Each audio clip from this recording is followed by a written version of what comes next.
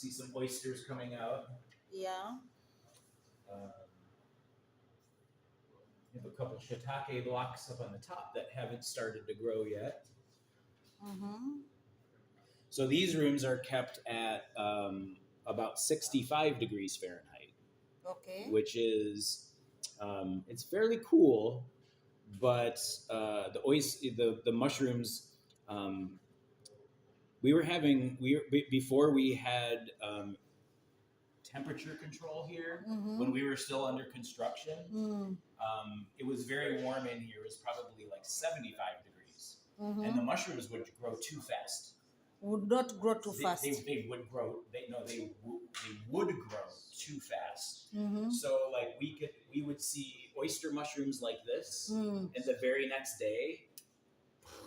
Actually, for us, the oysters, once you have those today, tomorrow they are being harvested. Yeah, see, that's what because it's pretty warm, right? Oh. So we drop the temperature so that they grow a little more slowly and they wouldn't get too big too fast.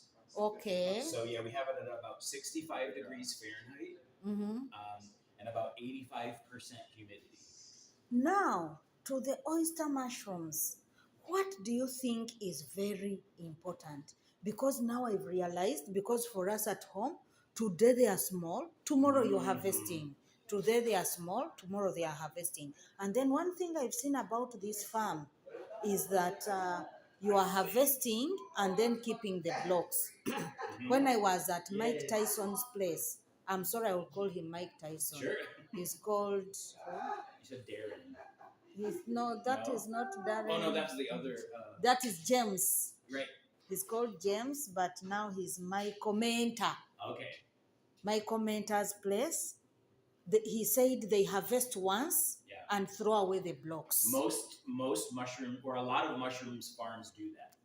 They because once you harvest it, it has to sit for another week or two. Yes. And that just takes up room in the in your fruitation room, and so sometimes that's not super efficient. Okay. Now we are starting off very small. We're starting slow. We just started selling mushrooms only a month or maybe 2 months ago. Okay. So we're kind of starting slow. So we have the opportunity to keep them longer.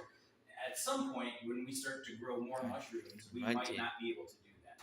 And then I have my friend I met at the Mycofest. For him, what he does, he rescues mushroom blocks and gives them out to other farmers who might not have food, so that they have healthy food. But he's in US, so he keeps moving around. Rescue the moment you have harvested, you give to him. He gives out to the farmers. Sure. Free of charge. That's great. They grow and they get some income.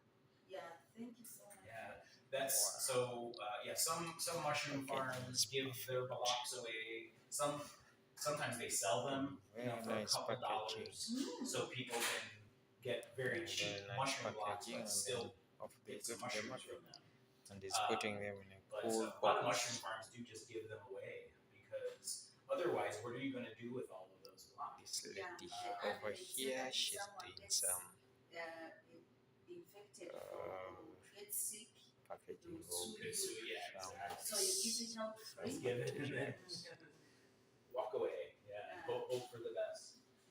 Okay. So I was asking, what is the best requirement? Because now high temperature makes them grow quick, and then also moisture. I can see there is a lot of moisture. About 85% humidity. 85%.